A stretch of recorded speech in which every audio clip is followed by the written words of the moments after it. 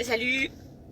Alors une petite vidéo parce que ce matin j'ai eu une conversation avec une jeune fille qui m'a permis de pointer un problème récurrent dans la jeunesse. Alors c'est pas que dans la jeunesse, c'est aussi chez les adultes matures qui ont un boulot, qui sont bien installés. Mais là je me penche spécialement sur les jeunes parce qu'ils sont aux alentours de 17-18 ans. À un moment donné où ils doivent faire des choix, où ils doivent prendre des décisions, où ils doivent dépasser des peurs pour arriver à passer des caps dans leur vie.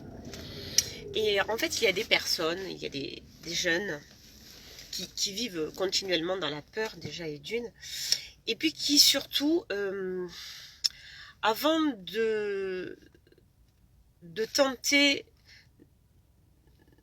une, comment dire, lorsqu'ils ont une épreuve, en fait, ils justifient, et parfois même avant d'avoir passé cette épreuve, ils justifient déjà leur échec. Ils justifient leur échec par une cause extérieure à eux. Par exemple, certains vont vous dire « Ah oui, mais moi je suis quelqu'un de très stressé. » Pardon, je perds mes mots. Quelqu'un de très stressé. Donc moi je n'y arrive pas parce que c'est le stress. C'est pas moi, c'est pas ma faute, j'y peux rien. C'est le stress, je suis comme ça, je bloque, je suis stressé. Donc c'est pas sa faute, c'est le stress. Et puis il y a d'autres personnes qui vont dire ah ben oui non mais là j'ai raté cette année mon examen parce que j'étais avec mon copain, hein, c'est sa faute, hein, j'étais tout le temps avec lui, donc bon ben voilà, ça m'a perturbé, ça m'a embrouillé le cerveau et j'ai pas réussi mon examen à cause de ça. Ou alors ça va être notre excuse, c'est parce que enfin il peut y avoir des tas d'excuses, hein, mais ces personnes-là, quoi qu'il en soit, justifient toujours leur échec par une cause extérieure. Ça n'est jamais leur faute. Or, je considère que nous sommes maîtres de nos actions, maîtres de nos choix, qu'on a toujours le choix. Et qu'on a donc, si on reprend par exemple l'exemple du copain, on a toujours le choix d'être ou de ne pas être avec cette personne. Si cette personne nous perturbe au point de nous faire rater nos examens, c'est peut-être pas la bonne personne, au contraire.